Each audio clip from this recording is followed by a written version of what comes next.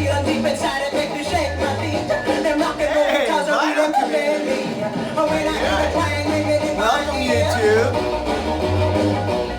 I said, baby, let's rock and don't you have no fear. I go shaking all around and it's something to see. Them rock and roll guitars are really moving me. Rock and roll. What in the hell is up, vinyl community? How y'all doing out there? Hey, how about Saturday night? Let's crack open a freshie. If I can. Woo! There it is. Check out my Poison Ivy bombshell opener. Woo! Skeletor! Yeah, that's what we're talking about. Welcome to the Cosmic Realm. You're here. Here's a toast to you, a big chug. We call it, in my neck of the woods, we call this a big chug. Oh, yes, yes, my good friend, of course. I just want you to know, this is Cosmic Vinyl. I'm Cosmic Brian, and Cosmic Brian does not promote irresponsible drinking of alcoholic beverages, nor does he promote illegal use of drugs. But I sure like the color of that, and the taste of this. All right, so I want to make mention of a couple things. My last video I just posted earlier today.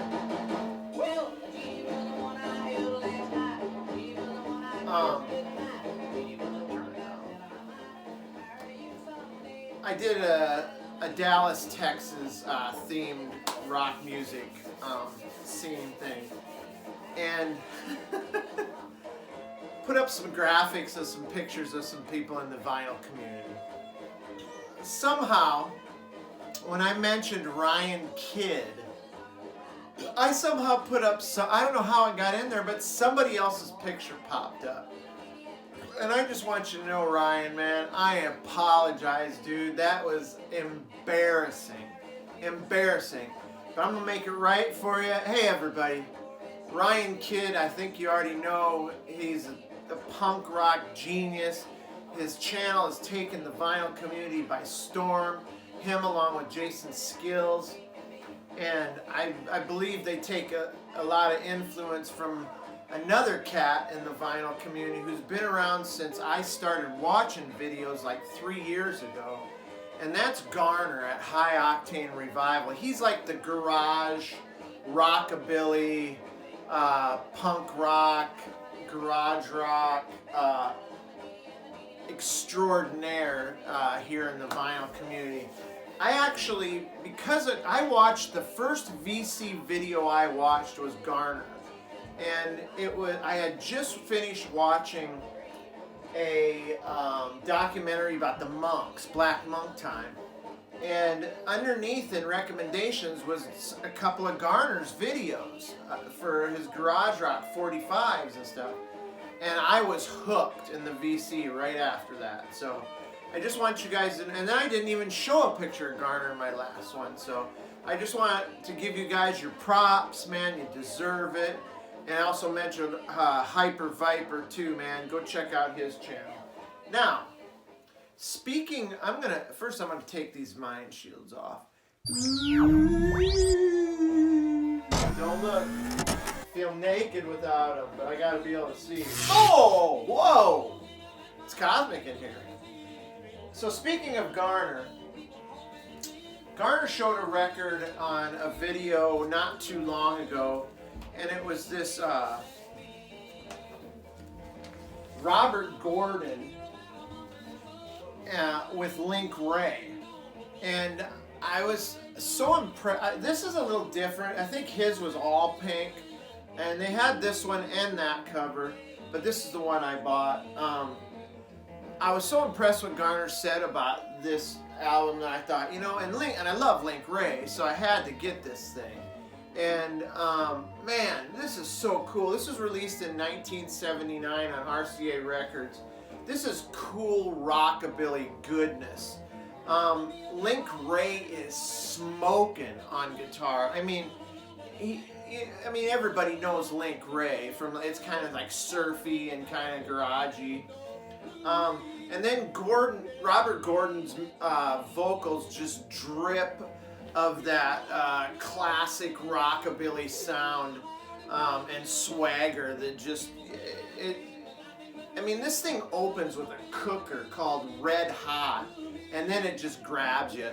There's a couple of moaners on here, as Garner would say, meaning they're kind of a slower, but even the slower ones, they're still just great throwbacks to that classic rockabilly sound. But check this dude out, man. The greased back pompadour and the vintage duds. This cat looks cool as hell. Look at that guy. And then I think on his he had a picture of him and Link Ray on the back. But Robert Gordon was part of a power pop band called the Tough Darts, which I had that record in my hand the other day, and it was cheap, and I'm gonna pick it up next time I go out. But Robert Gordon broke away from the Tough Darts to start doing. He broke away and started doing covers of classic greats like Eddie Cochran, Billy Lee Riley, and Carl Perkins. So his influences are definitely there. His vocals don't do anything. There's nothing different. He doesn't do anything new with it, but it still has that charisma of that rockabilly sound. And then you just add Link Ray's rumble style on top of those vocals, and you got some killer big beat for sure. Couple of the highlight tracks on this, the aforementioned Red Hot, and then they do a cover of Summertime Blues. Woman, You're My Woman is so killer. And then Flying Saucers, Rock and Roll. Woo-hoo-hoo. Those are friggin' smokers. So good. Check out Robert Gordon with Link Ray. Look at that cat, right? He looks killer. And kind of staying along the same thing, this is what we're listening to right now. Another album that I seen Garner show on one of his rockabilly videos. I believe his copy was yellow, which mine's white for some reason. But this is part of a rockabilly series. I believe this is volume 2. This stuff is wild, and of course the cover art says it all about the noir art, and then the flyers and the covers of like those sleazy sex novels. It's just bizarre. And then you've got like the labels here, some of the labels from a lot of the songs on here. It's pretty. You get lots of bang for your buck here. There's got to be 20 some songs on here, and they're just bonkers. And they just they put on full display of just some killer rockabilly music. All kinds of bopping daddy-os and go cat go, that kind of stuff, you know what I mean? It's full of that kind of lingo, if you will. There's a song on here called Wild Hog Hop, and what the fuck? They actually have I heard there's pig sounds on it. It's coming up here pretty quick. If I catch it, I'll crank it up and you'll hear the. And so anyway, it's about booze and broads, and it just drips this sleazy 50s and 60s sexual innuendos. Like I said, look at the cover art there. It tells it all. But these cats came from the school of rock and roll that's on the other side of the tracks, if you know what I mean. These guys were down and dirty, and it is fun, very fun. Full of, this thing is full of hip shakers. Thank you. I actually had this album for a while. In fact, I thought I lost it. I had to take apart my whole collection to find it again. So, and then when I seen Garner show it, man, I had to show it again. And there you go, the Rockabilly. And then this is something that I recently picked up. And this is the Buzzcocks, a different kind of tension. This is obvious reissue here. It's their third album. And see, it was recorded in 1979 on United Artists. And the Buzzcocks were a British power pop punk, or just plain punk rock band, led by guitarist Pete Shelley and Howard Devoto. These guys were, given the honor of ushering in the Manchester sound and the music scene. By this time, Howard Devoto had left the group, and I think he went on to form, Magazine. And then Pete Shelley moved into the primary position of songwriter and singer. I remember hearing about the Buzzcocks as a teenager. The first song I ever heard by the Buzzcocks was Orgasm Addict. And I was a teenager, kind of absorbing all different kinds of music, trying to find my own identity and what I liked and what I didn't like. But when I heard Orgasm Addict, I was friggin' hooked. So yeah, when I listen to this, I just set the needle down and let the cocks just do their raucous, rambunctious thing. It's fast-paced. It's like a train running off the rails. It's so fun, puts me in a head-bopping mood. The drums are like a rat-a-tat-tat-tat. I mean, they're just like a machine gun. And then they've got a frantic guitar lead thrown in there once in a while, and it's killer. And then you flip it over to side 2, and it just becomes this whole different animal. It's darker, more experimental. It takes kind of a darker turn with songs like Money, followed by Hollow Inside. I mean, the whole side 2 is just futuristic and just a little bit darker. It's like 2 different albums almost. But I love it. I think I even like side 2 better than the fast-paced side 1. But these guys are friggin' amazing. I love it. And rest in peace, Pete Shelley. What a gem. What a punk rock gem. But yeah, I highly recommend Buzzcocks, a different kind of tension. Actually picked up an original of the one with the kitchen thing. I can't remember the title of it exactly, but in my old hometown in Iowa, in an antique store for like dirt cheap, and I still spin it like crazy. And now this is one that I don't know why. Oh wait, I wanted to show one more thing on this Buzzcocks. There's a nice little booklet, and here's the cool inner sleeve with some pictures, and there's lyrics there. But then there's this booklet. Whoa, don't want to lose it there. Got some cool pictures of the band there, front and back. Looks like they're down on by some river. More pictures of the band. A nice bio here of the history of the Buzzcocks. More lyrics.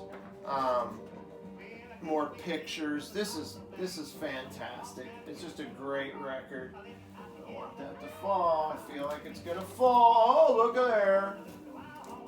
This thing is just not built for more than a few. Then there's an album that I picked up that I don't know why I waited so long to pick this up, and that's the Wipers. Is This Real? Some cool inner sleeve there. I believe this is on Jackpot Records. Yeah, Jackpot there. Wipers. Butt Wipers. This album is amazing. They were a Portland, Oregon punk band started by Greg Sage. tight musicianship for a punk band. Loads of distortion. So anybody who likes punk and garage is gonna love this. Greg Sage had his own record cutting lathe at home from the time he was a kid. His dad worked in broadcasting, so he was like cutting records, off the radio, off songs off the radio, and giving them to his friends. And he would study, like with a microscope, the inner grooves of the records, and he just became absorbed and almost obsessed with what the music looked like. And the inner workings of the recording process must have just been amazing. So he put together this band, and the plan was to release 15 albums in 10 years with no promotion, no touring, no press, no nothing. He just wanted the art to speak for itself. So it was like art over entertainment philosophy. Of course, they did tour, and obviously the records started to sell. And I'm not sure they came up with 15 records. I know they have a few, but my first exposure to the Wipers, honestly, was Nirvana covered D7, Dimension 7, which is an amazingly dark, haunting song, what I believe to be about alien abduction. But most of the Wipers songs were about severe alienation and confusion, and to me that's true punk rock. I mean, really, punk rock was all about being alienated and and then kind of making your own way. But anyway, Kurt Cobain was heavily influenced by Greg Sage and the Wipers. They covered not only D7, but they also covered Return of the Rat. Just a great record. I don't really understand the cover art here. I don't know if it's just like a record or a CD all blown apart, but this is just so friggin' great. I love it. Like I said, I don't know why I waited so long to pick this up, but I seen JT of JT's Record Room show a Wipers album. It wasn't this one, it was a different one. And immediately after that, either the same day or next day, I went out and picked this up. The Wipers. Is it real? It's friggin' real, alright, vinyl community. Cosmic vinyl is real and in your face. I'm just messing around. Anyway, and then this is a record that I showed fairly recently. I didn't feature it as like a Far Out Finds, but I did use it as a introduction record, and I come out and do my little song, a little dance, Cosmic Brian's Head on a Lance. Anyway, this is Dread Fool and the Din, Take Off Your Skin. Check out that wild friggin' cover there with the skull and the mummified remains. It looks like it's in some sort of catacombs or something. But this cat right here is, his name is Dan Ireton, aka Dread Fool. And his vocal delivery is kind of Cramp-esque, like a little Nick Cave maybe, kind of with that deeper register. And his backing band is basically the band Mission of Burma. So Dread's wobbly, bellowing vocals somehow fit strangely well with the Mission of Burma's punk, post-punk, garage sound. So together, it really is a very interesting album. It's a little dark, but like I said, it's pretty interesting. I mean, what I say is smoke up a little of the herb and then crank it up, and then you've got yourself a good listening experience. So, there's just in case case you care, on the old PVC label there. But yeah, that's my mini Far Out Finds video. Again, I apologize to one Ryan Kidd and Garner from High Octane Revival. I did get Jason Skill's picture in there right though. And I didn't get a Hyper Viper picture in there, but we'll see what happens with this. I'll try and put pictures in this video, those guys. But yeah, I appreciate you guys. Something happened almost overnight. I went from 475 subs to over 500 subs, and it definitely had something to do with Mazzy, Norman Maslow. He put some kind of feelers out there with Mazzy Loves You. Next thing you know, I finally busted 500. I've been trying to reach that 500 mark for about 2 years now, and I don't know why. I mean, I used to think it didn't matter, but to me 500 just seems to validate me as a channel. So anyway, I appreciate you, Mazzy. I appreciate all you people that came in, the new subs. I could name a list. I appreciate all you guys that are always there in the comment section, and the new folks. Man, I hope you stick around, because I'm going to continue to show some really great content, and I'm always picking up good records. Well, I think they're good records, and hopefully you will too. But anyway, stick around, have fun, and stay cosmic. Bye-bye. It's cosmic vinyl.